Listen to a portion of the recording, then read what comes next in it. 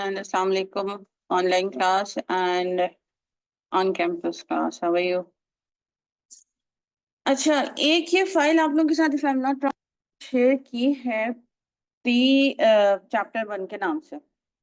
इसको हम बड़ा ब्रीफली लेके चलेंगे कि आप लोगों ने खुद जो है ना इसको, ये आपके अपनी बेसिक कम्युनिकेशन की अहमियत के बारे में बताएगी। आपकी कम्युनिकेशन क्यों बेहतर होनी चाहिए, या कम्युनिकेशन में क्या क्या ऐसे एलिमेंट्स हैं जो माइंड में रखने चाहिए। तो ये आपके आगे जाके ये फाइल काम आने वाली है, लेकिन इसको गो थ्रू जरूर हो जाइएगा। ब्रीफली डिस्कस करने वाले हैं है इसका। तो आप आ सकता है कि ये हमारे चैप्टर्स के अंदर नहीं है। ये आप लोगों को कुछ आइडिया होगा सीनियर से पूछने के बाद कि एक आप लोग का सेशन होता है बिफोर कैफ और after Kaif. I am not sure about that, दोनों में ही चलता है वो, कि पीपीई का एक सेशन होता है आई कैप की तरफ से। तो उसके अंदर आप लोग की बेसिकली कोई सेशन में ट्रेनिंग वगैरह करवाते हैं, basic communication, dialogue delivery, interviews की प्रिपरेशन, दिलवाते हैं, इंग्लिश में कैसे बोल सकते हो, उठना बैठना एंड ऑल दैट। तो वो आपकी 70 आवर्स की ट्रेनिंग सेशन होता है। उसमें teachers do refer to normal और बेसिक कम्युनिकेशन स्किल्स। कि बच्चे आपने एएफसी में पढ़ के आए होंगे थोड़ा सा, या पीआरसी में पढ़ के आए होंगे, तो वो भी बच्चे ब्लैंक होते कि ओके हमने तो सिर्फ कोर्स की 6 चैप्टर्स पढ़े थे, या 4 चैप्टर पढ़े थे, 5, उसके इधर उधर तो ना हमने खुद पढ़ा, ना ही शायद टीचर ने पढ़ाया, या अगर टीचर्स पढ़ा ना पेन, हमने वो 4 5 6 चैप्टर्स को ही सिर्फ कवर करना था एएफसी या पीआरसी के अंदर। तो इस वजह से फिर वो जो पीपीई के टीचर्स या ट्रेनर्स होते हैं ना, वो ये कहते हैं कि ओके बच्चे को कॉमन सेंस थोड़ा सा तो पता होना चाहिए कम्युनिकेशन स्किल्स के बारे में। फिर वो सेशन में उनको समझाना और पढ़ाना पड़ता है।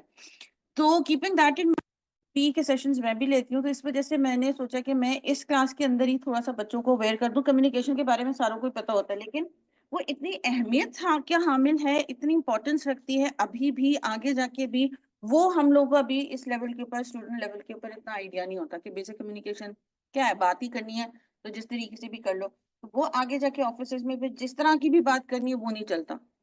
तो इस वजह से बेसिक कम्युनिकेशन की बच्चों को यहीं से होनी चाहिए।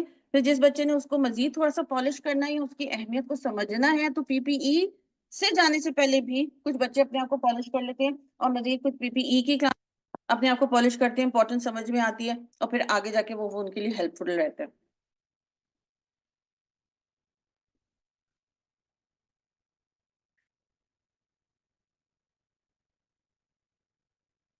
कम्युनिकेशन होता है,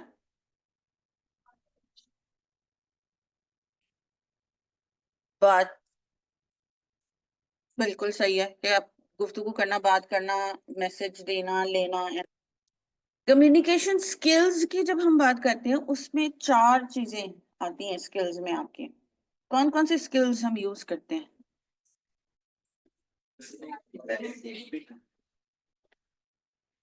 ओके, और सबसे पहला कौन सा होता है? एज अ चाइल्ड आप सोचो, क्या चीज पे हम कौन से स्किल से शुरू करते हैं?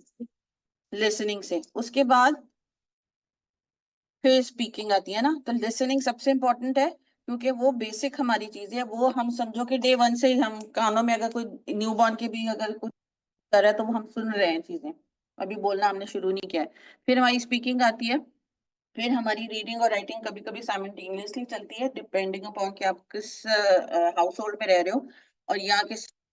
लेकिन लिसनिंग का एलिमेंट हमारा सबसे ज्यादा रहता है पूरी लाइफ के अंदर, क्योंकि हमने बचपन से शुरू किया होता है। तो इसका क्या मतलब है कि जब हम लिसनिंग कर रहे होते हैं, तो जो भी वर्ड्स हमारे कानों में पड़ रहे होते हैं, अल्लाह की तरफ से हमारी कॉग्निटिव ब्रेन जो है हमारा, जो अल्लाह ताला ने इंफॉर्मेशन के लिए रखा है, वहाँ इंफॉर्मेशन स्टोर हो रही होती है, वो वर्ड्स वगैरह।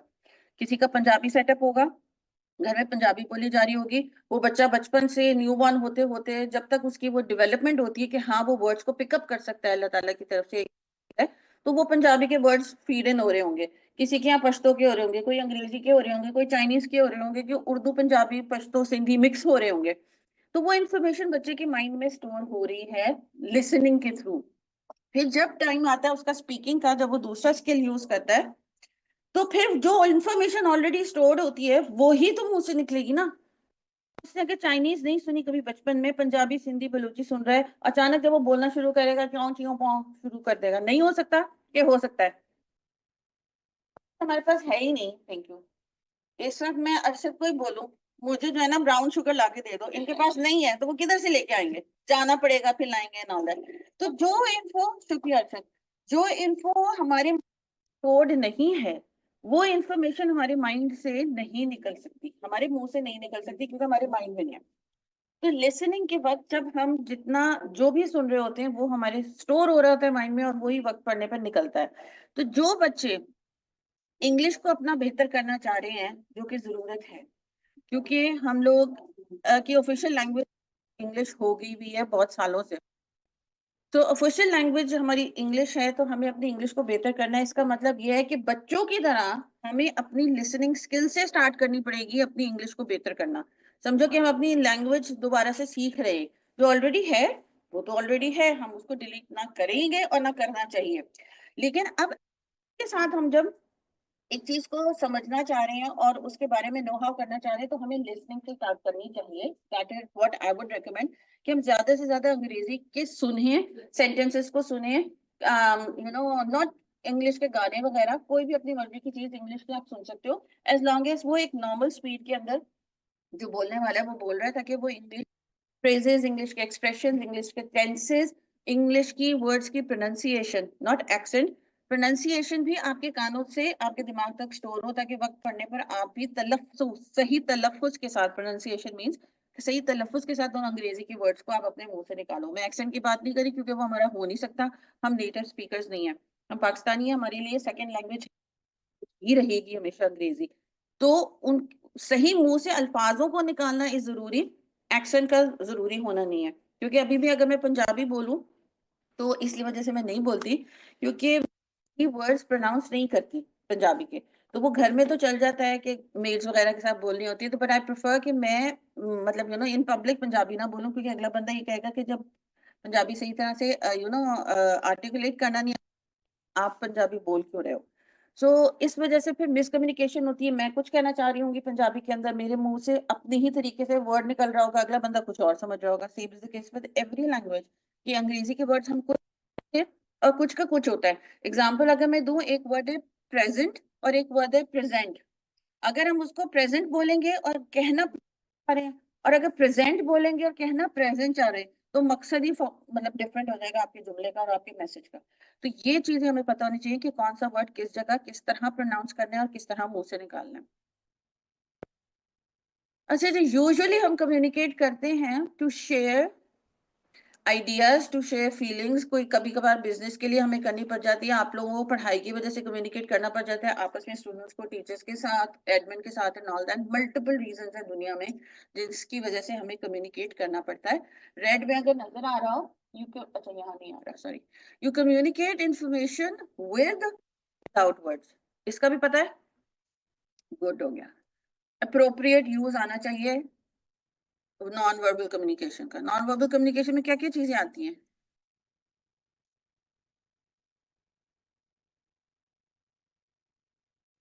नॉन वर्बल में, वर्बल में क्या आएंगी? Speaking and writing, reading.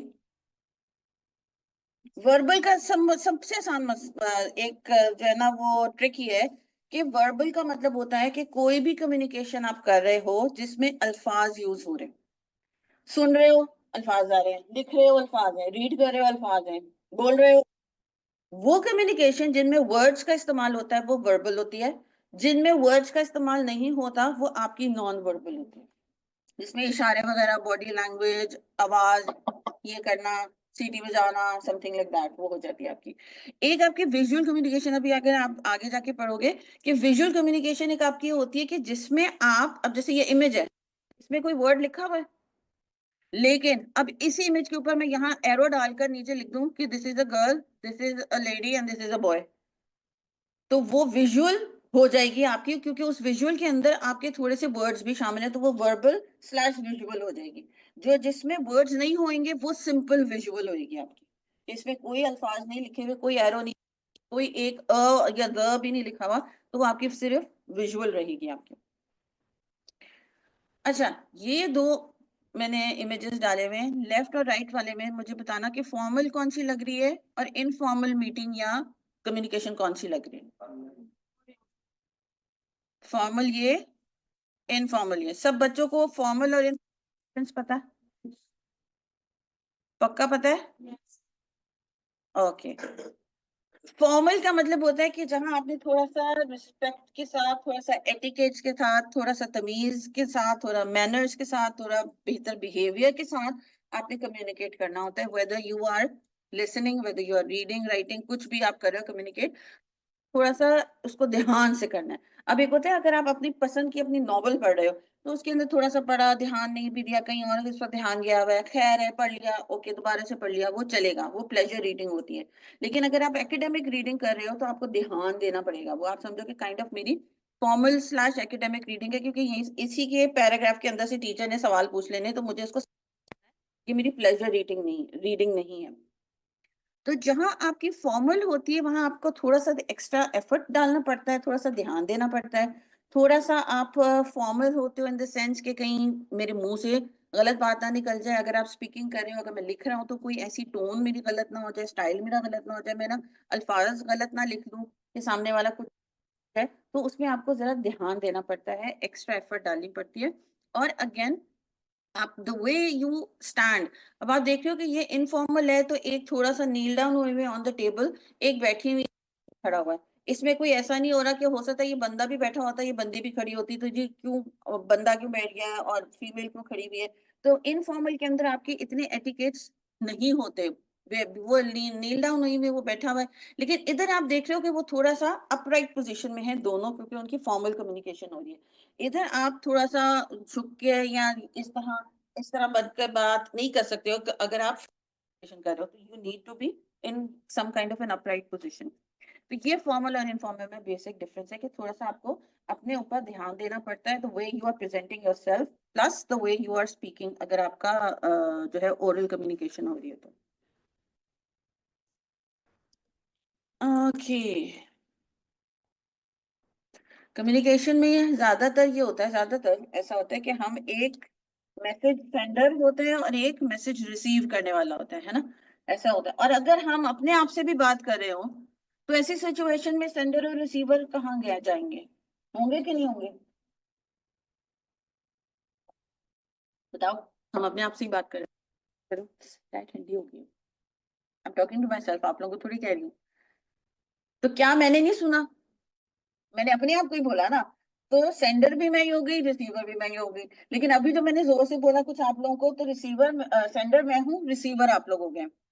Sender और रिसीवर का जो लूप है वो चलता ही रहता है। इवन तो अगर हम दिमाग में भी अपने आप से अभी कुछ मुंह से वर्ड्स नहीं निकाले, तो भी हम अपने आप से ही कुछ प्लानिंग कर रहे हैं या बात कर रहे हैं, तो वो भी हमारा, मैं ही सोच रही हूँ और मैं ही अपने आप को कह रही हूँ, तो वो भी अगेन इंट्रा पर्सनल कम्युनिकेशन को कहलाती है, जब आप अपने आप से बात कर रहे हो। तो कहने का बेसिक मकसद ये है कि जब आप कम्युनिकेट कर रहे होते हो तो उसमें ये दो पार्टीज तो होती ही होती हैं, सेंडर भी होता है, रिसीवर भी होता है, चाहे वो एक ही हो जाए चाहे वो डिफरेंट हो जाए। क्योंकि कि सेंडर ने मैसेज कंस्ट्रक्ट करना होता है और वो किसी के लिए बना रहा होता है मैसेज, ज्यादातर अपने अलावा की इंट्रा कम्युनिकेशन के अलावा। मैं तो टूटी फूटी पंजाबी, टूटी फूटी उर्दू, टूटी फूटी सिंधी, जो भी मुझे आती है उसमें भी बोलूंगी तो मैं तो समझ ही जाऊंगी ना, क्योंकि मेरी ही बेचारी वो टूटी फूटी जबान है।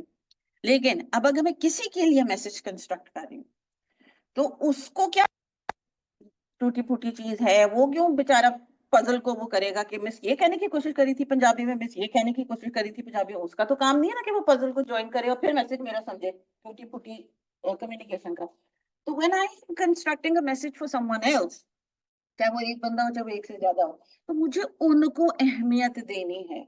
मेरा एंड गोल क्या है, ऑब्जेक्टिव क्या है कि मेरा जो भी मैसेज है उस बंदे को या बंदों को समझ में आ जाए, उन इंसानों को, उन लोगों को, उस डिपार्टमेंट को। तो मुझे उनको माइंड में रखते हुए अपने मैसेज को बनाना है। अपनी इंटेलेक्चुअल से नहीं, अपनी एजुकेशनल बैकग्राउंड से नहीं, अपने वर्ड्स चॉइस से नहीं, मैंने उनको भेजना है, उन्होंने पढ़ना है, उन्होंने समझना है। या अगर मैं स्पीकिंग भी कर रही हूँ तो उनको समझ में आना चाहिए मैसेज। तो you need to give extra and lot of importance to your audience या रिसीवर। इनको रिसीवर भी कहते हैं, ऑडियंस भी कहते हैं, रिसिपिएंट भी कहते हैं। तो ये डिफरेंट डिफरेंट नाम है, जब अगर कभी पढ़ोगे तो जाएंगे। मकसद ये कि जो आपका सामने वाला होगा, द पर्सन और people who are going to receive your message. अब जब सेंडर मैसेज बनाता है उसको कहते हैं एनकोडर या एनकोड करता है।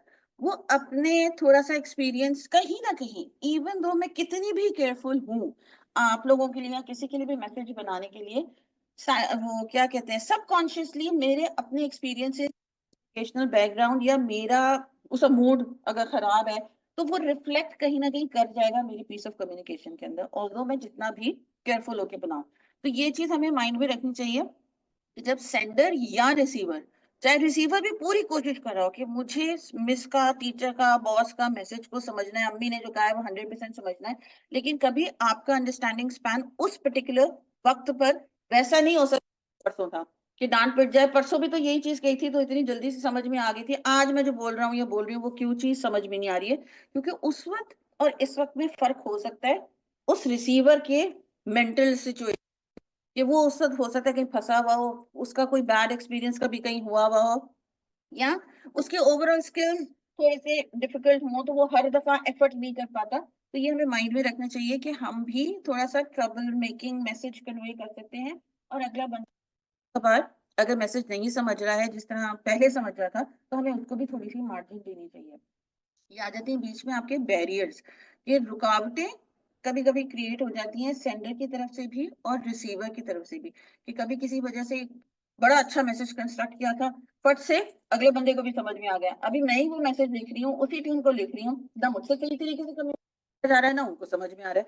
तो ये एट टाइम्स गड़बड़ हो सकती है, मगर ये आदत नहीं बनानी चाहिए अपनी कि हर दफा ही हम अपना इस तरह का मैसेज जो है वो सेंड कर रहे हो कि अगले बंदे को समझ में ही ना आए। तो इम्पोर्टेंस आपने अपने ऑडियंस को देनी ही देनी है, अपना 100% डालना है।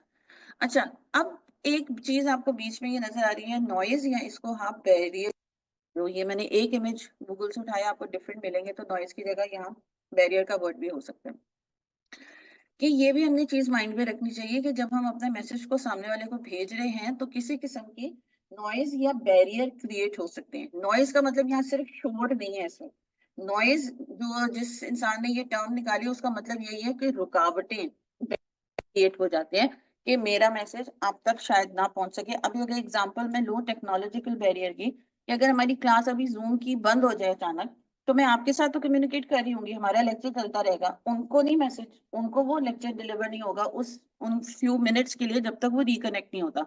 तो ऐसे में रुकावट क्रिएट हुई, एक हमारी कम्युनिकेशन टूटी मेरे ऑनलाइन स्टूडेंट्स के साथ, तो वो आपका टेक्नोलॉजिकल बैरियर होगा। उसके बाद हम दोबारा से रिज्यूम करेंगे उसको, फिर कहेंगे कि जी इस वजह से हमारा जो है ना वो नेट खराब हो गया था, all that whatever the reasons में भी, तो फिर हम अपना दोबारा से कम्युनिकेशन को रिज्यूम करेंगे। तो बैरियर्स क्रिएट होते हैं, तो इन चीजों को भी माइंड में रखना चाहिए कि शायद सामने वाले को सुनाई ना दे रहा हो, वो पीछे तो मेरी शायद आवाज उनको ना जा रही हो, मैंने फोन बहुत छोटे रखे हुए हो सकता है उनको नजर ना आ रहे हो, तो इस वजह से जब मैं उनसे पूछ रही हूँ तो उनको मेरी बात समझ में नहीं आ रही। तो मल्टीपल बैरियर्स क्रिएट हो सकते हैं when you communicate with someone, whether in verbal way और इन नॉन वर्बल वे। और फिर आपका एक ये नीचे आप देख रहे हो फीडबैक देना। कम्युनिकेशन होती है ना, एक प्रोसेस है या एक साइकिल होता है, एक लूप होता है, ये चलता रहता है। आपने सोचा कि सेंडर ने मैसेज भेज दिया रिसीवर को, अब आपने कोई फीडबैक ही नहीं दिया, आपको ईमेल मैंने भेज दी, ऑफिस का अगर मैं काम करूं, आपने वो ईमेल पढ़कर काम करना शुरू कर दिया उसके ऊपर, लेकिन ईमेल पढ़कर मुझे कोई फीडबैक नहीं दिया, क्या है रिसीव, कर्टेसी है ना थोड़ी सी, I have received your mail and I will start the work as soon as possible, या जब आपने कहा है उस वक्त तक आपको काम मिल जाएगा, तो कोई तो रिस्पांस दो मुझे। जब तक मुझे काम नहीं मिलेगा मैं हवा में लटकती रहूंगी कि भाई ईमेल मिली, उसने काम शुरू किया, उसने काम शुरू नहीं किया, मुझे देगा, फिर क्या होगा, मेरी तरफ से एक और ईमेल जाएगी या मैं फोन कॉल करूंगी कि आपको ईमेल मिल गई, आप फलाने टाइम तक काम दे देंगे, हाँ सर मिल गई थी, मिल गई थी, वो तो काम भी मैंने शुरू कर दिया, फिर अगला बंदा कहेगा कि बताएगा कौन, ये कॉमन कर्टेसी है।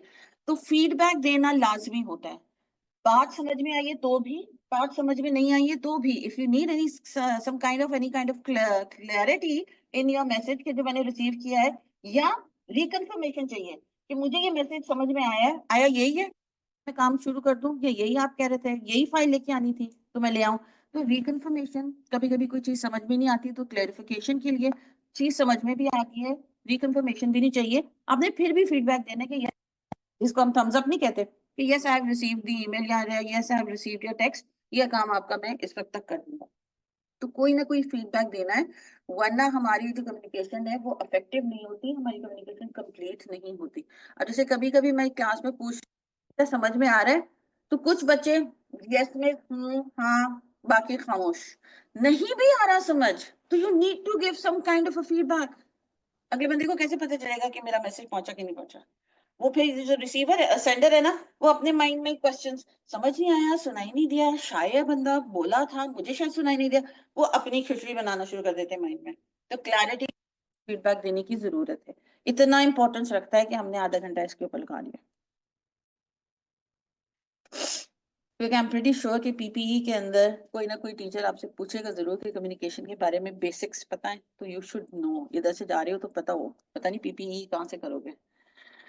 अच्छा, कम्युनिकेशन बैरियर्स की हमने बात कर ली थी।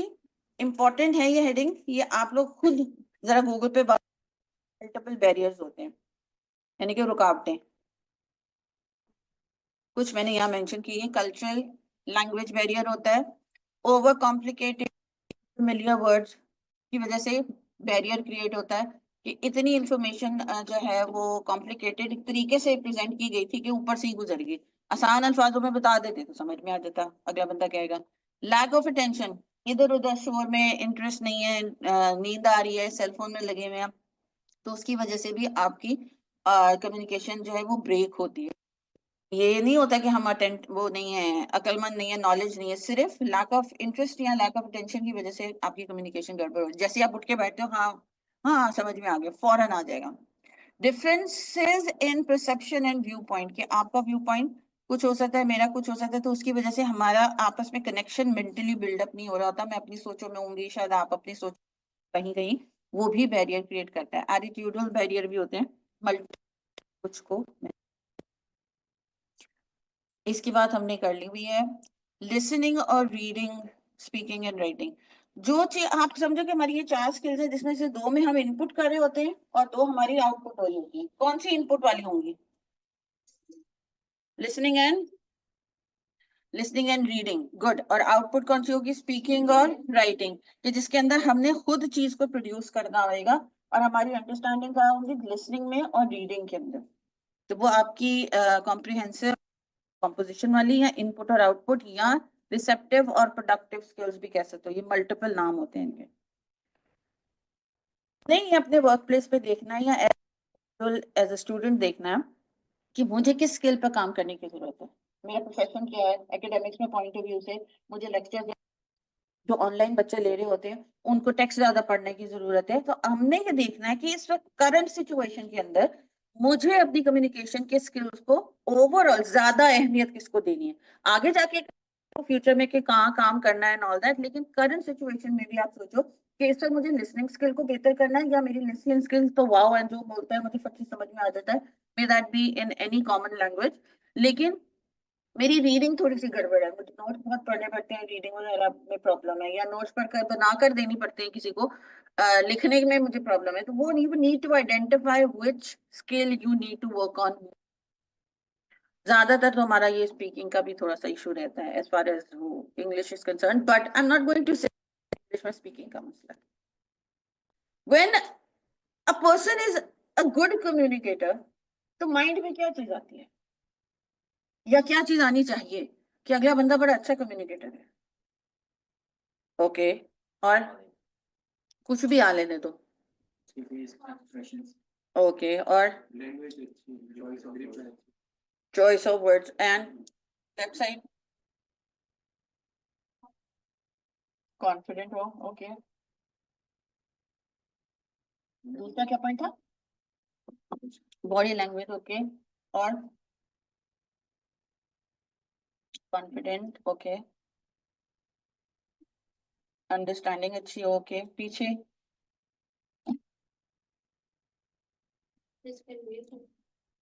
मैसेज कन्वे से हो रहा है, ये सारी चीजें सही हैं, मगर इसमें हमने अभी भी कहीं, बच्चे ने एजुकेशन की शायद सिर्फ बात की थी, अदरवाइज कहीं अभी हमने अंग्रेजी की बात नहीं की किसी भी बच्चे ने, और ये बहुत अच्छी बात है, क्योंकि कम्युनिकेटर अच्छा बनना जरूरी नहीं होता कि आपकी इंग्लिश अच्छी होगी तो आप अच्छे कम्युनिकेटर होगे। तो चाइनीज प्राइम मिनिस्टर या रशियन या ये वो जो बड़े बड़े लोग हैं, वो अगर इंग्लिश अच्छी नहीं बोलते या इंग्लिश बोलते ही नहीं है, अपना इंटरप्रेटर साथ में रखा होता है, तो क्या वो सक्सेसफुल नहीं है ना? चाइना तो बहुत ज्यादा डिस्करेज करता है इंग्लिश को बोलने के लिए, इवन तो आती भी हो तो वो चाइनीज में ही कम्युनिकेट करते हैं, दैट्स अ गुड थिंग। तो and it's a separate topic.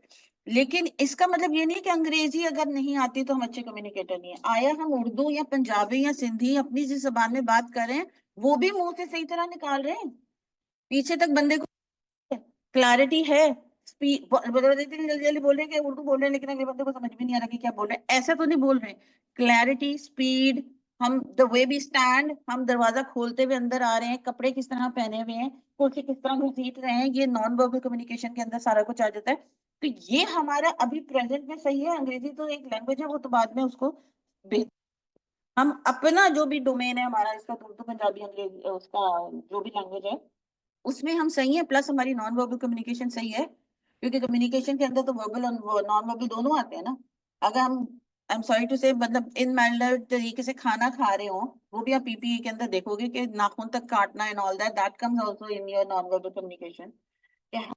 you are, how hygienic you are, the way you stand, the way you like pull up the chair, दरवाजा गाड़ी का ठा करके बंद करते हो, आराम से बंद करते हो, किसी से किस तरह आप बात कर रहे होते हो, ये सारा कुछ यानी कि देख भी रहे होते हो अगले बंदे को, तो ये सारा कुछ आपका कम्युनिकेशन के अंदर आता है।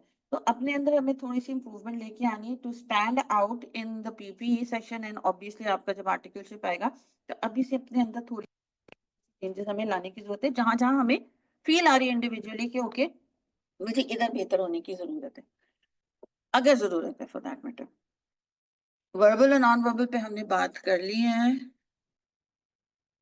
लेकिन ये verbal sorry non verbal communication को ना एक दफा कभी फारिग बैठे हो तो देखना जरूर कि इसके अंदर क्या क्या चीजें आती हैं, और आप है कि अच्छा ये भी नॉन वर्बल में आता है। जैसा कि मैंने कहा था कि even when you knock eight on the door, वो भी आपकी नॉन वर्बल कम्युनिकेशन के अंदर आता है कि आप धड़ धड़ धड़ धड़ करके किसी को नॉक कर रहे हो या आप तमीज से नॉक कर रहे हो। हालांकि मतलब दोनों ही में वो है कि बंदे को खुद ही पता चल जाता है, ध्यान जाएगा उधर, ध्यान तो डेफिनेटली दोनों में चला जाएगा, लेकिन जो धड़ धड़ धड़ करके क्या कर रहा होगा उस तरीके से ध्यान जाएगा, और माइंड में क्या आएगा कितना ओके। मैं I was using a softer word के इल मैनर्ड है, लेकिन चलो ठीक है। But this fits also, may that person be very educated लेकिन धड़ धड़ धड़ धड़ कर रहे हैं, तो उस एजुकेशन का फायदा नहीं ना, मेरे नजदीक एटलीस्ट नहीं है। ये मैं there etiquette should be there, you need to be polite, you need to be courteous, जो वो 7 C's वाले में था। लेकिन यस तालीम मैटर करती है, लेकिन बहुत सारे ऐसे भी देखे देखे हैं लोग जो बहुत वो होते हैं लेकिन वैसे होते हैं। Anyhow, ma'am, will our syllabus be covered until March? Oh, okay, because I want to attempt in March. अभी तो जनवरी चल रही है बेटा, मार्च की क्या जल्दी कर होगी वैसे। We will try, no promises दो।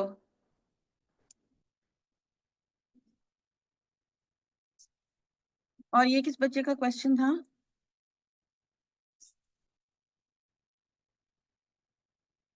हसन अब्बास, ओके।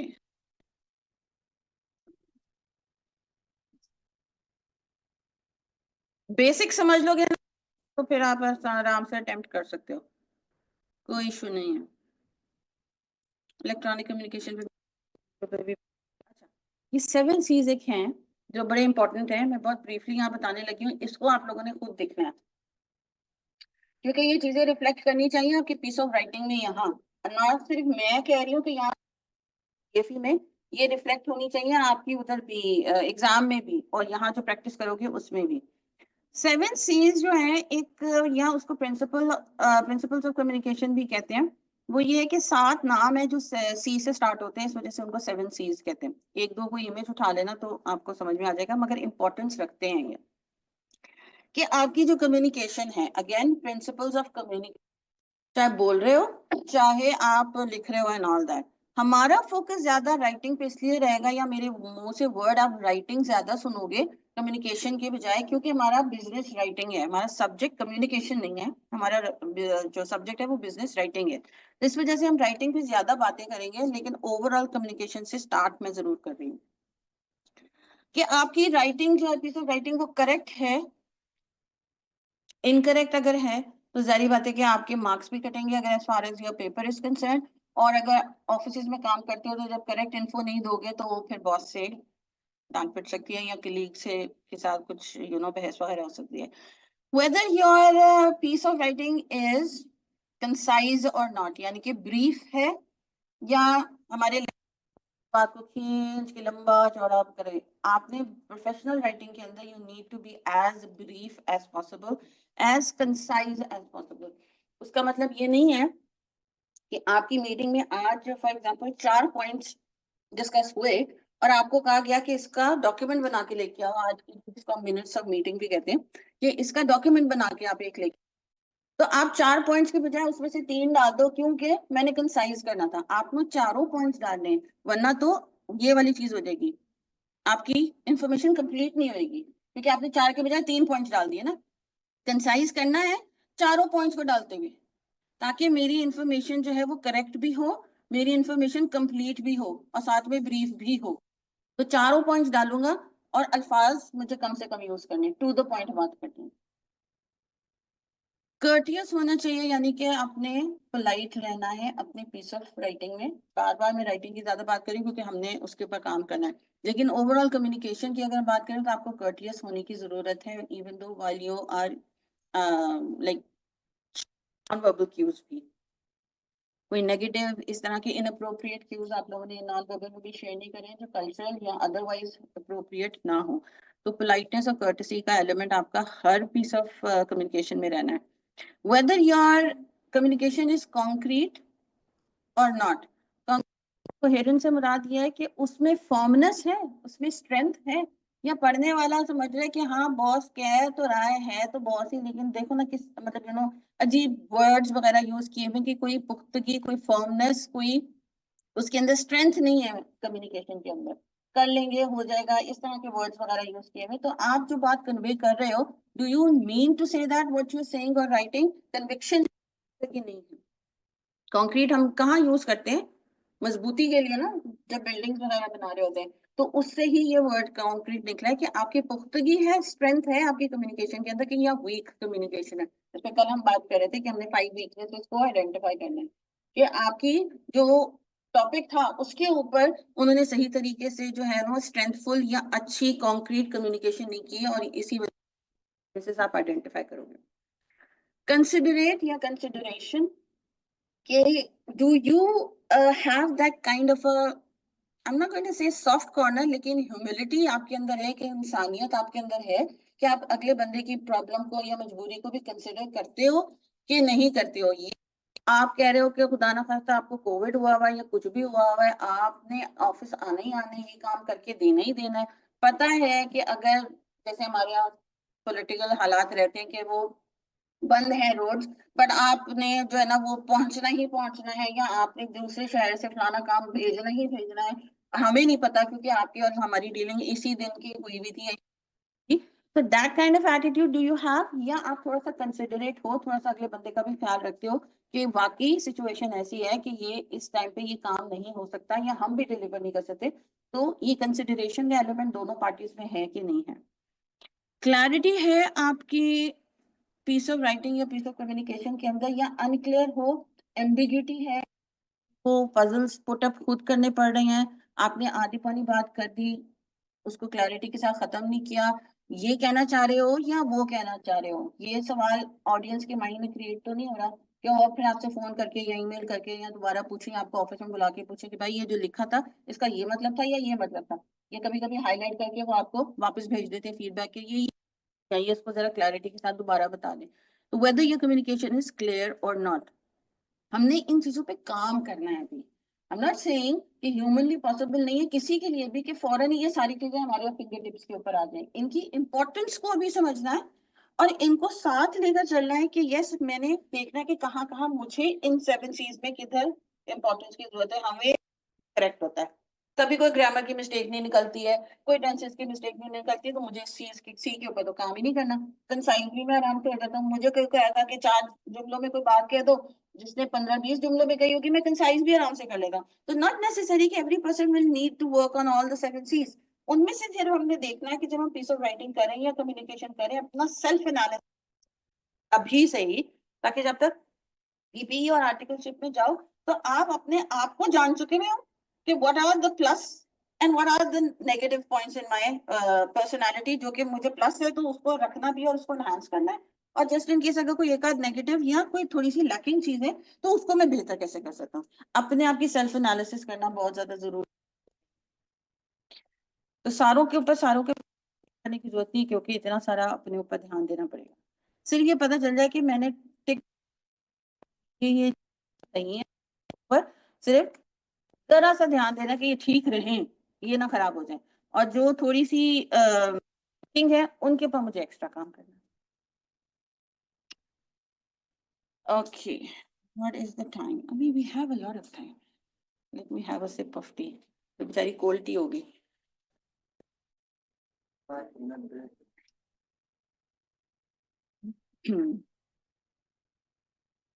फ्री का मतलब क्या होता है? Good job. इसीलिए मैं कह रही हूँ कि मुझे अपने बच्चों के ऊपर ना कभी भी डाउट नहीं होता कि ये बच्चे पास नहीं हो सकते।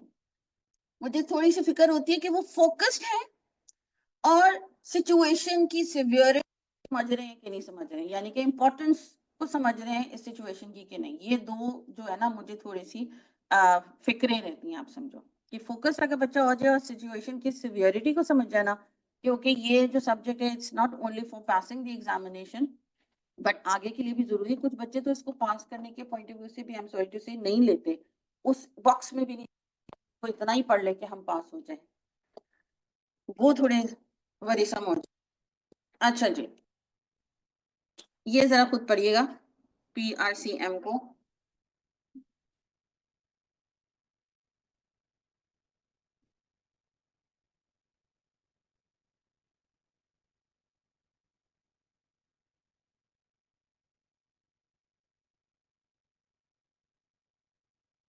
पर्पस हमें पता होना चाहिए, यानी कि रीजन पता होना चाहिए कि हम क्यों लिख रहे हैं। यहाँ अगेन हम बात राइटिंग की कर रहे हैं। मेरा रिसीवर कौन होने वाला है, उनके बारे में जितनी भी हम मैक्सिमम इंफॉर्मेशन हासिल कर सकते हो हम होता है, उस हिसाब से हम अपने मैसेज को कंस्ट्रक्ट करने वाले हैं। बॉस के लिए लिख रहे हो, सुपरवाइजर के लिए लिख रहे हो, जूनियर स्टाफ के लिए लिख रहे हो, कलीग के लिए लिख रहे हो, तो उस हिसाब से आप अपना लैंग्वेज चॉइस को यूज करोगे, अपने टोन को, स्टाइल को आप चूज करोगे। चाहे फॉर्मल ही हो, कलीग को भी ईमेल करो तो फॉर्मल ही होगा, बॉस को भी करो तो फॉर्मल ही होगा, लेकिन फिर भी थोड़ा सा टोन में फर्क आएगा। मेरा कंटेंट या मेरा मैसेज जो है वो क्या है, information that is added in the message, content को भी माइंड में रखना है आपने। मीडियम क्या होने वाला है, यानी कि किस जरिए से, किस चैनल के थ्रू मैं अपनी पीस ऑफ कम्युनिकेशन करने वाला हूँ। अगर हम रिटन की बात करें तो अपने मैसेज को मैं किस तरह सेंड करूंगा, सेंडर रिसीवर को किस तरह भेजेगा, वो मैसेज करके भेजेगा, ईमेल के थ्रू भेजेगा, TCS के थ्रू भेजेगा, हैंड रिटन भेजेगा, फेस टू फेस बुलाकर उनको लेटर दे देगा, समथिंग लाइक दैट। तो वो मीडियम या चैनल आपको पता होना चाहिए कि मैंने किस तरीके से अपने सामने वाले को अपना मैसेज भेजना है। तो ये PRCM जो है ये बहुत ज्यादा इंपॉर्टेंस रखता है आपकी राइटिंग प्रोसेस में। एंड फॉर दैट मैटर ये आपका ये ओरल कम्युनिकेशन के लिए भी है कि आपको पता होना चाहिए कि मैं किस जिसके साथ बोलना है वो मेरे लिसनर कौन होने वाले हैं। पर्पस क्या है मेरा, जिनके लिए मैं अपना ये स्पीच या अपना लेक्चर क्रिएट कर रहा हूँ या बना रहा हूँ, मेरे लिसनर्स कौन होने वाले हैं, और जो टॉपिक मैंने चूज किया उसका कंटेंट मेरे पास कितना है, कहाँ से लेना है, सही है, तरतीब में लिखा हुआ है एंड ऑल दैट। 15 मिनट की प्रेजेंटेशन देनी है तो मैं 40 मिनट का कंटेंट तो नहीं है, 15 मिनट में उसको मैं कंसाइज कर लूंगा एंड ऑल दैट। मेरा मीडियम क्या होने वाला है कि ओरली, जैसे अभी है एक फिजिकल हम क्लास ले रहे हैं, दूसरा हमारा मीडियम है कि हम ऑनलाइन ले रहे हैं। तो वो आपको मीडियम पता होना चाहिए कि ओके मैंने स्पीच देनी है या लेक्चर देना है तो what is going to be the medium. तो ये PRCM work both ways, written में भी और आपकी ओरल उसमें भी, ओरल वाले में भी। राइटिंग को लेकर इसलिए चल रहे हैं, हमारा सब्जेक्ट राइटिंग वाला है। पर्पस क्या हो सकता है किसी को भी कोई पीस ऑफ राइटिंग करने का, ना जरा क्या रीजन हो सकती है किसी को कुछ लिखने की?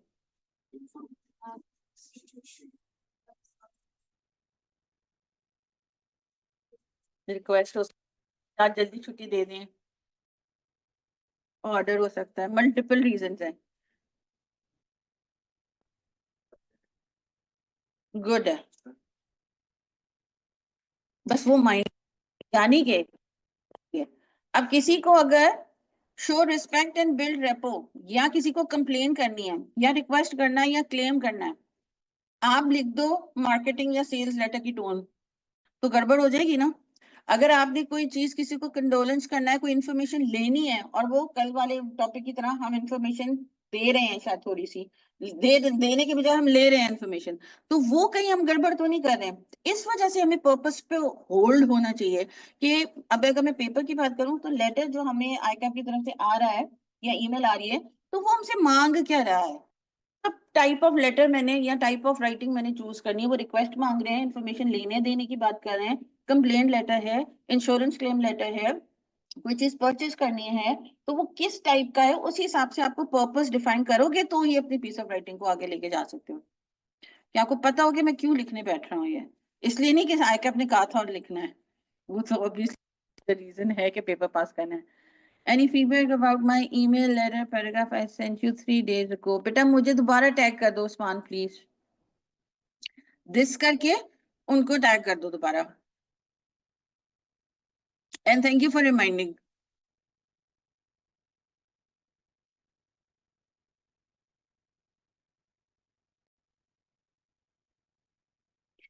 एक आज किसी एक बच्चे का जिसने कल मुझे भेजा था, मैंने उनको फीडबैक दिया बस। The primary goal of business writing is to convey valuable information। कभी इन्फॉर्म करने के लिए, किसी को कन्विंस या परसुएड करने के लिए, या गुडविल को कम्युनिकेट करने के लिए, ज्यादातर बिजनेस मैसेजेस या बिजनेस राइटिंग इस इन रीजंस की वजह से होती है, अगेन ज्यादातर। अब अगर हम रिसीवर की बात करें, आप कौन कौन हो सकते हैं। अच्छा, बिफोर दैट, इंटरनल और एक्सटर्नल कम्युनिकेशन से क्या समझ में आ रहा है, एक्सप्रेशन से, इंटरनल कम्युनिकेशन या एक्सटर्नल कम्युनिकेशन।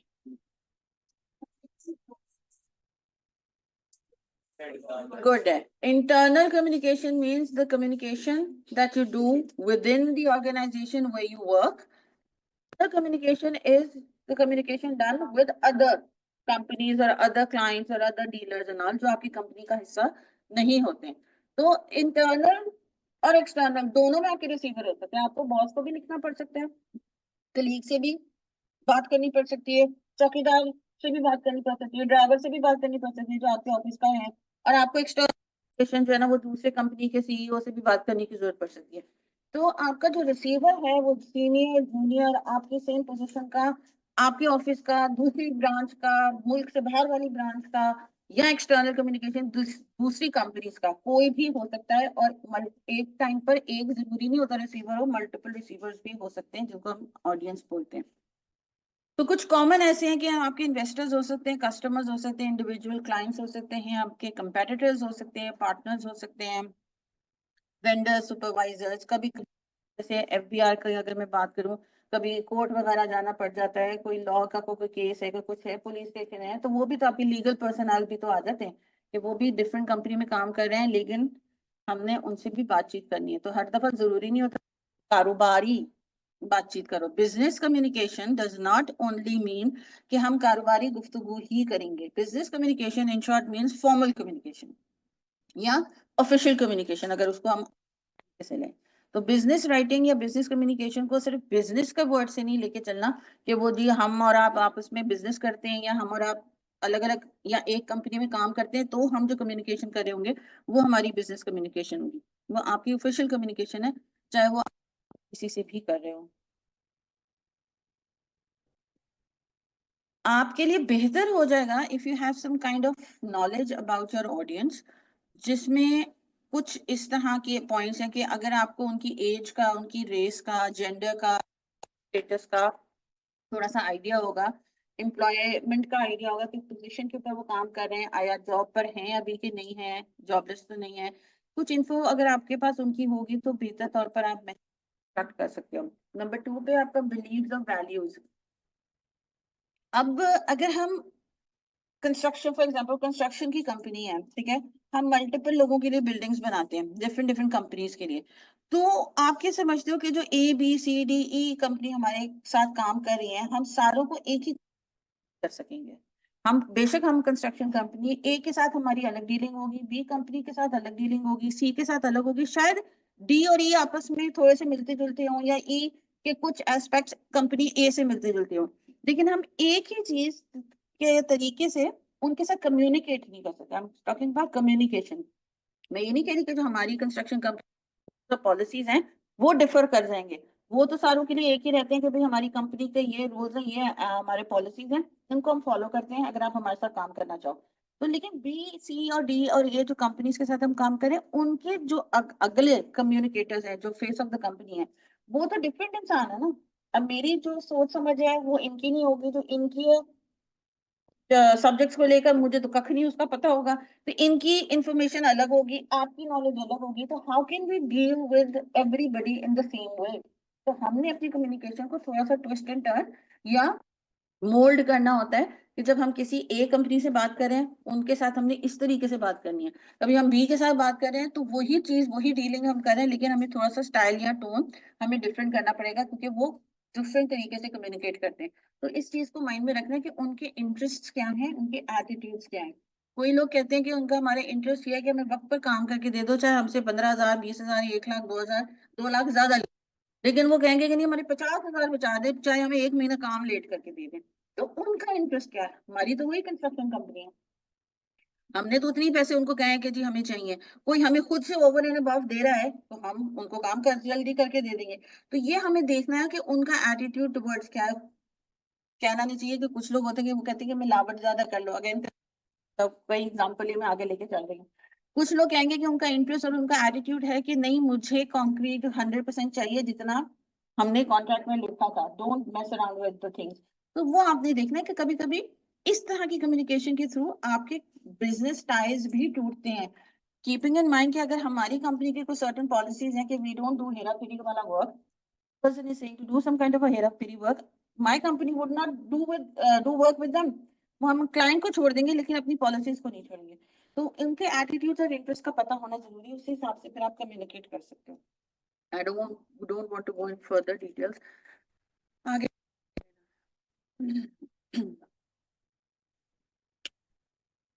आज पे आते हैं, सिर्फ ये वाली स्लाइड्स ना आप लोगों के साथ शेयर करूंगी मैं, और बताने का मकसद ये है कि कम्युनिकेशन या ये जो पीआरसीएम है कितनी इंपॉर्टेंस रखता है। अभी तो इसके ऊपर पूरे 2 3 4 दिन के लेक्चर्स हो सकते हैं, इतने इंपॉर्टेंस रखते हैं ये चीजें, लेकिन आपको थोड़ा सा आइडिया देने के लिए मैंने ये स्लाइड्स बनाई है ताकि आपको आइडिया, और आपकी बुक में भी है फॉर दैट मैटर ये पीआरसीएम के ऊपर, लेकिन इतना लंबा टीचर्स के ऊपर छोड़ दिया इसकी इंपॉर्टेंस। अच्छा जी, कंटेंट यानी कि मैसेज, जो आप इंफॉर्मेशन या जो डेटा डालते हो उसके अंदर, वो करेक्ट, उसको माइंड में रखना है कि वो आपका 7 Cs को फॉलो कर रहा है, वो कर्टियस है, वो करेक्ट है, वो कंप्लीट है, और कहीं वो उसमें वो गड़बड़ तो नहीं है, शेप्ड सही है उसकी, स्ट्रक्चर उसका सही है कि नहीं है, ऊपर का नीचे नीचे के ऊपर पॉइंट्स तो नहीं हमने लिख दिए हैं।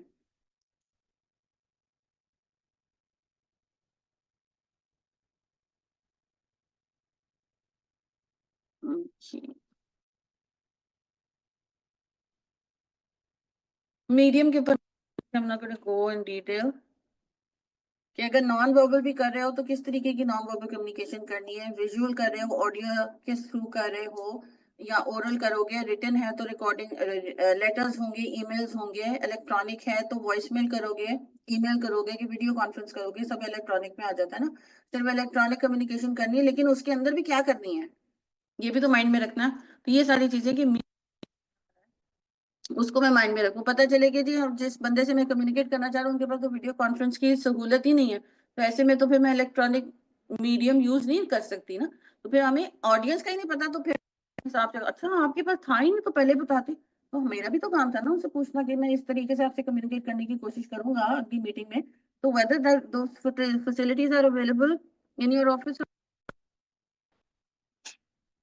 आप ये समझो हम, आई एम सॉरी टू से कि कुछ इस तरह का वो होता है कि अगले ने नहीं बताया, तो हम अपने आप को भी तो देखें, did we put the effort to ask someone something. हर काम अगले बंदे का क्यों है, ऑडियंस ही क्यों बताए, आपने नहीं बताया तो ये खराब हो गया। या इवन तो घर के अंदर भी अगर कोई टैप खराब हो गया है तो is it the necessary in of the lady of the house to tell the husband कि ये टैप टूट गया था तो वो भी तो यूज करते हैं, उनको नहीं ख्याल आ रहा कि ये ढीला हो रहा है. So why one person or one party is supposed to give the information? You need to seek the information also. लेना और देना होता है ना इंफॉर्मेशन, सिर्फ लेना नहीं होता, गिव एंड टेक होता है, और आजकल के जमाने में तो ज्यादा ही होता है. स्ट्रक्चर को इसके ऊपर फिर हम अभी एंड नहीं कर सकते. वैसे हमारी 1.5 घंटे की क्लास है, आज 1 घंटे की क्लास 11:30 की है. नहीं. अच्छा जी, वॉल्यूम. वॉल्यूम की बात यहाँ मैं जल्दी से बताऊंगी कि कंसाइज है, रिफर्स टू द लेंथ. कि मैंने बहुत ज्यादा लंबा चौड़ा तो नहीं लिख दिया. मैंने 1 पेज का डॉक्यूमेंट अगर मुझसे किसी ने मांगा था तो मैंने 1.5 सवा पेज या 2 पेज का तो नहीं लिख दिया. इसका मतलब है मैंने लेंथी लिख दिया. इंफॉर्मेशन में अब्रप्टली बगैर ध्यान दिए काट नहीं सकता आधे पेज की, मगर मुझे उस पूरे 1.5 पेज को दोबारा से पढ़कर सारी इंफॉर्मेशन डालनी है और उसको ब्रीफ करना है. Relevant information. कभी कभी कंसाइजनेस का इशू हमारा ये भी हो जाता है कि जो पॉइंट पे बात करनी थी उस पॉइंट पे बात करने के साथ साथ हम उस पॉइंट को लेकर मजीद कहीं और आगे निकल गए हैं. तो रेलेवेंसी की वजह से या इररेलेवेंसी की वजह से तो हमारी कंसाइज प्रॉब्लम नहीं आ रही है कि डॉक्यूमेंट हमारा बढ़ गया है. या कभी कभी काबू में भी रहता है डॉक्यूमेंट, कंसाइज भी रहता है. 1 पेज मांगा था, 1 पेज ही है, लेकिन जब आप उसको रिव्यू करते हो, दोबारा पढ़ते हो देने से पहले किसी को, बार बार हम रिटन की ही बात कर रहे हैं, तो पता चलता है कि ओके कंसाइज तो है, 1 पेज डॉक्यूमेंट तो है, लेकिन इसके अंदर सर्टेन एलिमेंट्स ऐसे डल गए हैं जो रेलेवेंट नहीं है इस सिचुएशन के हिसाब से. तो सिर्फ जरूरी नहीं होता कि इरेलीवेंट इंफॉर्मेशन आपकी तब डलती है जब आपका ज्यादा हो जाएगा नंबर ऑफ वर्ड्स. कभी कभी नंबर ऑफ वर्ड कंसाइज भी होगा लेकिन रेलेवेंट नहीं होता. तो ये माइंड में रखना है कि मेरी इंफॉर्मेशन रेलेवेंट है उसी टॉपिक के ऊपर, उसी पॉइंट के ऊपर जो मुझसे कहा गया था या मैंने सोचा था, जो मेरा मेन पर्पस था लिखने का, उसी के इर्द गिर्द है, या कहीं इधर उधर तो नहीं चला गया. ऑर्डर और सीक्वेंस मेरा पॉइंट्स का, पैराग्राफ्स का एक तरतीब में है कि नहीं है. नीचे की बात ऊपर, ऊपर ऊपर की कम इंपॉर्टेंट ऊपर लिख दी, ज्यादा इंपॉर्टेंट बात जो थी या जो पहले फोरमोस्ट होनी चाहिए थी वो आपने कहीं मिडिल में या एंड में तो नहीं लिख दी है. तो इस चीज का भी ध्यान रखना बहुत ज्यादा जरूरी है कि कॉम्प्लेक्सिटी वाली बात जो है इस कंपनी को मैंने स्टार्ट में बतानी थी, इन कंपनी को मैंने ये कॉम्प्लेक्स वाली बात जो है एंड में बतानी थी. पहले उनको थोड़ा सा आसान से शुरू करते हैं, क्योंकि इनका और हमारा कम्युनिकेशन करने का तरीका ये है कि we build up the easiest thing and then we move on to the complexity of the situation. इनके साथ ऐसा कि पहले कॉम्प्लेक्स कहते हैं भी बात कर लो, बाद में बताना कि इस मसले का हल क्या होने वाला है. पहले हमें मसले बता दो या complexity. Again you need to know your audience. बार बार ये बात करूंगी मैं, और कि सामने वाले को जानना बहुत ज्यादा जरूरी है.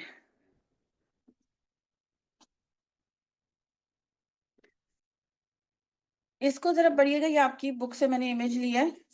टोन्स को और या ये लिखना चाहिए या ये लिखना चाहिए.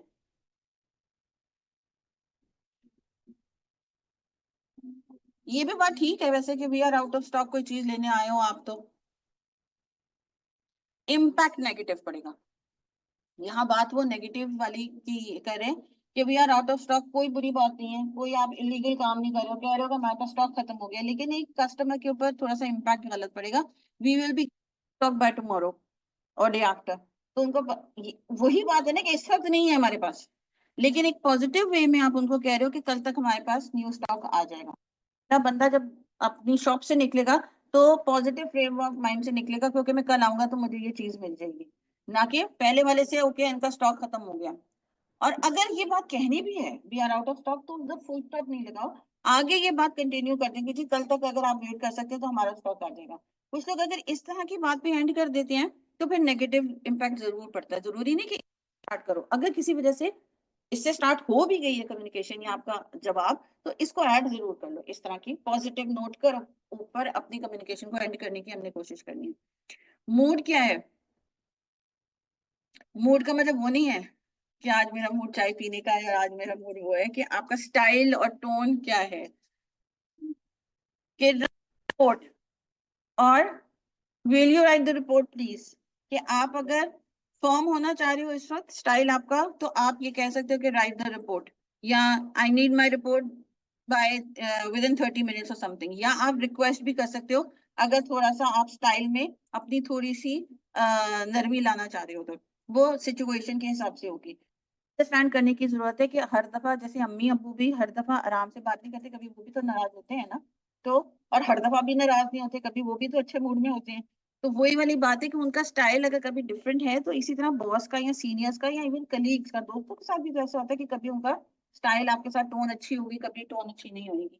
तो वो चीज हमने माइंड में रखनी कि ऑफिस में भी इस तरह की होंगी कि not every time everybody is going to be nice और polite to you. At times they might be firm. और फर्म का मतलब नेगेटिव हर दफा नहीं होता कि ओके ये तो आप लेबल लगा लो कि ये तो खड़ूसी बंदा है या बंदी है। फर्मनेस मीन्स कि एट टाइम्स वो माहौल देख रहे होते हैं अपनी कंपनी का कि they need to put their foot down, और थोड़ी सी फर्मनेस दिखानी पड़ती है for the culture of the organisation. Personal and personal, इसको पड़ेगा दोनों को।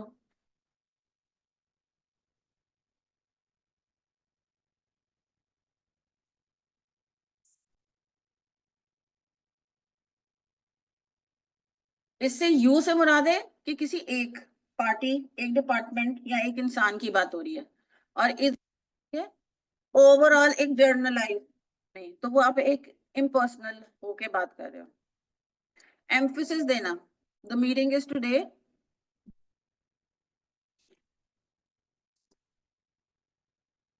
लिखने में नहीं करना कैपिटल, यहाँ उन्होंने कैपिटल और बोल्ड में ये इसलिए लिखा है ताकि आप इधर स्ट्रेस दो या emphasis दो।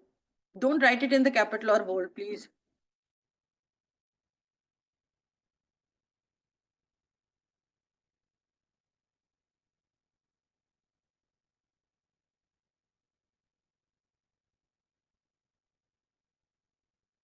Okay, vocabulary, the phrases and words जो आप यूज करते हो कंटेंट में डालने के लिए, कोशिश ये करो ऑडियंस को अगेन माइंड में रखते हुए कि अनफेमिलियर वर्ड्स ना डालो, कि जो आपको फील आए कि ओके मेरी समझ बूझ में तो आई नो दीज टर्म्स या एक्सप्रेशंस, शायद सामने वाले को ये एक्सप्रेशंस या टर्म्स समझ में ना आए जो मैं यूज कर रहा हूँ, तो अनफेमिलियरिटी ज्यादा ना रखें में। बहुत एम्बिग्यूटी ना हो, अगेन वो उनके माइंड में सवाल क्रिएट ना हो कि आप ये लिखना चाह रहे थे कि वो लिखना चाह रहे थे। बहुत जनरलाइज्ड बात ना हो कि वेगली आप बात कर रहे हो, टू द पॉइंट और कंसाइसली बात करनी, जिसपे आपने जो टॉपिक चूज किया था, जिसके ऊपर आपने कम्युनिकेट करना है उनसे। बहुत ज्यादा इमोशनल वर्ड्स भी यूज करने की जरूरत नहीं है, इवन दो अगर आप अगले बंदे से काम निकलवा, तो बिजनेस राइटिंग में इमोशंस का लेना देना नहीं होता। Interest, evidences that can be persuasive and impactful. Interest develop कर रहे हो आप अगले बंदे की रीडिंग के दौरान अपने मैसेज के थ्रू, या वो आपके मैसेज को नजरअंदाज कर देंगे, या कोई भी इंटरेस्ट या कोई भी इम्पैक्ट, ऐसे लफ्ज इस्तेमाल किए हैं, ऐसी टोन यूज की है कि ना वो कन्विंस हो रहे हैं, ना वो इम्प्रेस हो रहे हैं, ना ही वो उनके जहन पर या दिल पर कोई इम्पैक्ट पड़ रहा है, ना ही वो सोच रहे हैं कि हाँ इस बंदे के साथ बिजनेस करना चाहिए या इस बंदे की बात सुननी चाहिए। इंटरेस्ट आपने डेवलप किया at the end of the day के थ्रू। ये 4 एलिमेंट्स हैं, इनको जरा देखिएगा। इनका एब्रीविएशन है, ये एक्रोनिम है AIDA। इधर इन डॉट होना चाहिए था, सॉरी फॉर दैट। अब ये पीपीटी नहीं है, PDF फाइल है, वरना मैं इस पर डॉट डाल देती। तो ये क्योंकि एक्रोनिम है तो इसके बीच में एक डॉट होना जरूरी है। ए, फर्स्ट ए से है attention, then interest and action. Okay, attention है।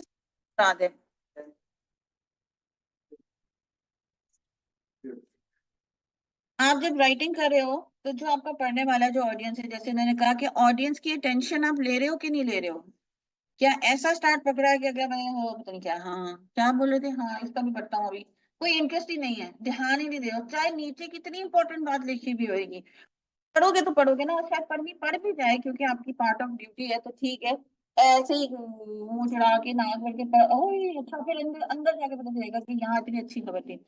तो स्टार्ट में आपने टेंशन ग्रैब कर, जिसको कभी कभी कभी वर्ड लाइफ में सुनोगे हुक, कि आपने अपने ऑडियंस को हुक करना होता है।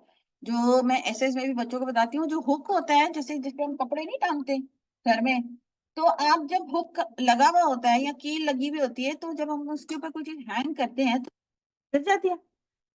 कब गिरेगी नीचे कपड़ा? जब वो हुक जो है हमारा ढीला ढाला होगा ना, यानी कि अच्छा नहीं होगा, यानी कि फॉर्म नहीं होगा, तो कपड़े टांगेंगे नीचे गिर जाएगा। तो इसी तरह आपने अपनी स्टार्टिंग ऑफ द कम्युनिकेशन में अगले बंदे को अपने साथ हुक करना होता है, अपने साथ अटकाना होता है, अपने साथ एंगेज करना होता है, ताकि वो नीचे ना हो, गिरे ना, यानी इधर उधर ध्यान ना जाए, डिस्ट्रैक्ट ना हो। तो अटेंशन से मुराद है कि आप अपनी स्टार्टिंग में अपने रीडर की अटेंशन ले रहे हो कि नहीं ले रहे हो। फिर नेक्स्ट कम्स द इंटरेस्ट। आपने अटेंशन लेने के बाद उनका इंटरेस्ट, वो अगला बंदा बोल रहा है नहीं 2 मिनट ठहर जाओ, मुझे इसको पढ़ लेने दो, क्या हो गया, उधर से इंटरेस्ट लूज करके चाहे चाय कॉफी भी पी रहे, इंटरेस्ट आ गया जो पीस ऑफ राइटिंग थी। तो इसका मतलब है कि आपने जब अटेंशन ग्रैब की उसके फौरन बाद ही आपने कुछ इस तरह की बात लिखी है जो कि रिसीवर के लिए इंटरेस्ट का बाइस थी, तो उनका इंटरेस्ट इधर बन गया। तो वो चीज हमने देखी कि क्या हम उनकी बेनिफिट की कोई बात करें, कोई इंटरेस्ट की बात करें, साइकोलॉजिकली उनको कोई चीज अपील की है कि रीडर का कोई इसमें फायदा उनको नजर आया, for that matter, not only personal level के ऊपर इस पर बात नहीं हो रही है जब हम बिजनेस राइटिंग कर रहे होते हैं। ऑडियंस या रीडर से मुराद है कि भी उस डिपार्टमेंट का, उस कंपनी का कोई फायदा होने वाला है। डिजायर, उनके दिल दिमाग में कोई डिजायर क्रिएट की है कि हाँ ये चीज हो सकती है, या यहाँ ये चीज करनी चाहिए, या इसके ऊपर सोचना चाहिए अगले बंदे को पढ़ने के बाद, या ये जो पॉइंट्स है ना, इन मीटिंग हम करते हैं। तो एनी काइंड ऑफ डिजायर, या कोई चीज, कुछ जिसमें वो उर्दू में अगर हम बोले कि दिल दिमाग में कोई हलचल मच रही है आपका वो मैसेज पढ़ने के बाद अगले बंदे की, तो कोई ना कोई डिजायर क्रिएट हुई होगी। लास्ट एलिमेंट ये होता है, हर दफा नहीं होता, ये एक्शन जो लेना होता है, हर दफा ऐसा नहीं होता कि आप कोई बात कम्युनिकेट करो, वो बहुत ज्यादा अटेंशन भी ग्रैब कर ले, डेवलप हो जाए, अगले बंदे के दिल दिमाग में कोई काम करने का दिल भी करे करने को, लेकिन वो काम हो जाए, या वो बंदा या वो डिपार्टमेंट काम कर ले, जो एक्शन होता है वो नॉट नेसेसरीली कि हर दफा हो।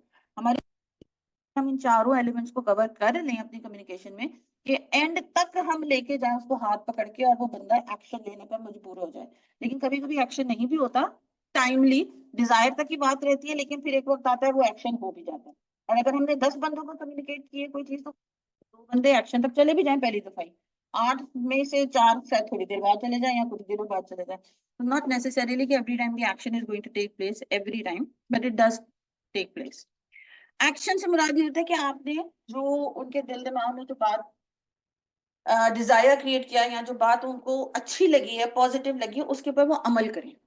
तो अब जैसे कि फॉर एग्जांपल जी, जो हम साथ वाला कोई फॉर एग्जांपल में करें कि प्लॉट अगर खाली है तो वो ले लें, और उसके अंदर हम पार्किंग बना देते हैं और पार्किंग के ऊपर टिकट्स लगा देते हैं, तो चलो हमारी सोर्स ऑफ इनकम हो जाएगी। तो ये भी हो सकता है कि हाँ ये सारी चीजें एक्शन की शक्ल में आ जाए कि यस हम इस बातचीत करें, और साथ वाला प्लॉट हम खरीद लें, और ये सोच कर कि जी लॉन्ग टर्म हमारी जो है ना देखिए अगर हम इसके ऊपर जो है ना वो पार्किंग टिकट्स लगा लेंगे, तो एक्शन लिया भी जा सकता है ऐसी सिचुएशन के अंदर, कि हमें लॉन्ग टर्म कोई चीज जो है वो फेवरेबल लग रही हो, बट नॉट एवरी टाइम की एक्शन हो। बट एज अ कम्युनिकेटर हमारी कोशिश होनी चाहिए कि हमारा जो रिसीवर तक पहुंचे पहली दफा में ही। Okay,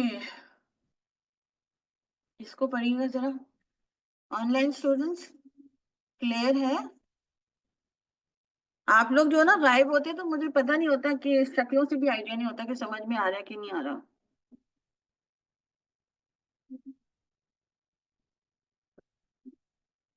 okay, direct and indirect method या अप्रोचेस भी इसको कहते हैं, सिंपल वर्ड्स में लिखते हैं फॉर गुड न्यूज और न्यूट्रल न्यूज।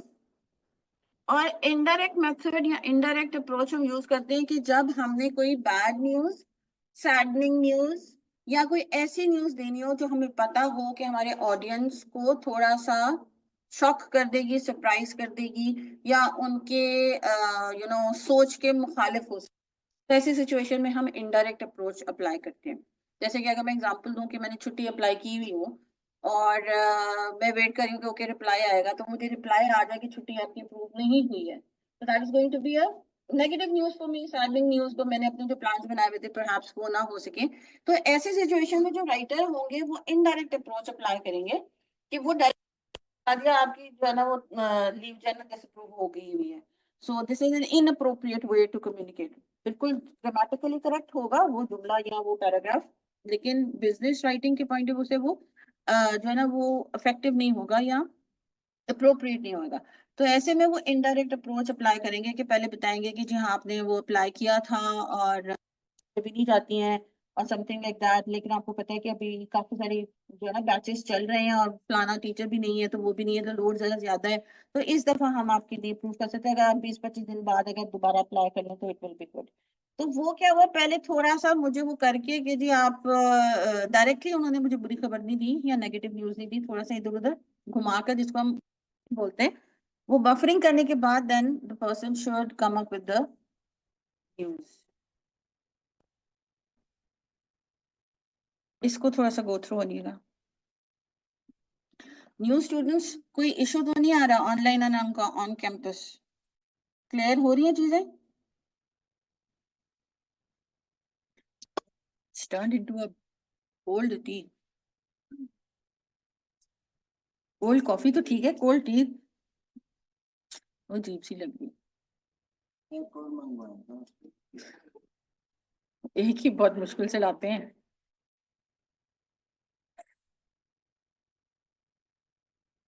गुड न्यूज में जो जो जो इम्पोर्टेंट बात है जिसके लिए आप लिख रहे हो वो आप स्ट्रेट अवे फर्स्ट पैराग्राफ के अंदर मेंशन कर देते हैं, उसमें आपको बफरिंग करने की जरूरत नहीं होती। फिर आप उसी पीस ऑफ इंफॉर्मेशन को जो आपने इंट्रोड्यूस कराया होता है सेकेंड लेवल पे उसकी एक्सप्लेनेशन देते हो। Ma'am what will the benefits, these are common sense. Ma'am, what will be the benefits? Be, I think these are common. बेटा है बेशक कॉमन सेंस है, लेकिन सब बच्चों को इसका आइडिया नहीं होता या इम्पोर्टेंस नहीं होती। And not everybody knows about the direct and indirect approach and all that. है, होता है, पता होता है, रिफ्लेक्ट भी तो करवाना होता है ना।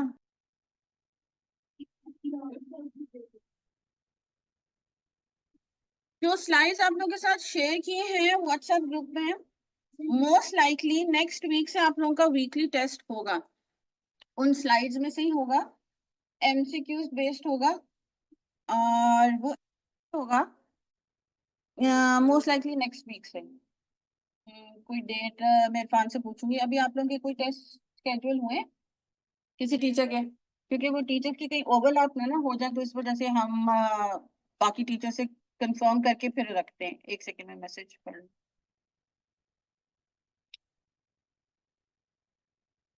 अच्छा, उससे फायदा ये है, आपका ये कोई मॉक टेस्ट नहीं है, अभी के एक्चुअल टेस्ट है, सिर्फ इस वजह से कि बच्चे आया लेक्चर्स को ड्यूरिंग द क्लास या आफ्टर क्लास जो स्लाइड्स उनके साथ शेयर की जा रही हैं उसको वो पढ़ रहे हैं, इंपॉर्टेंस दे रहे हैं, ध्यान क्लास में दे रहे हैं, जो बातें जितनी फोर्सफुली या उनकी बताई जा रही है बच्चों को कि आया वो समझ में रहे हैं कि नहीं समझ रहे हैं।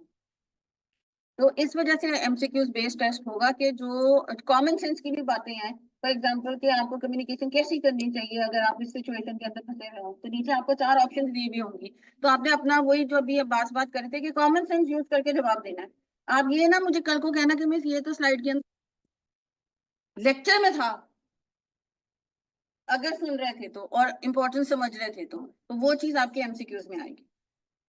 ठीक है, ओके, अब कब आएगी वो आपको ऑब्वियसली इन्फॉर्म कर दिया जाएगा। Ma'am when will the syllabus of this will be covered, because I want to do this paper in March, can you please? बच्चे कोशिश है कि मार्च तक हो जाए, बट आई कांट प्रॉमिस। ये पहले भी आपने पूछा था, पहले हसन अब्बास ने पूछा था, अभी किसने पूछा है? अब वो हसन अब्बास ही है, हाँ जी। तो पहले भी बेटा मैंने आपको जवाब दिया था कि I will try my best कि हो जाए, बट आई कांट प्रॉमिस।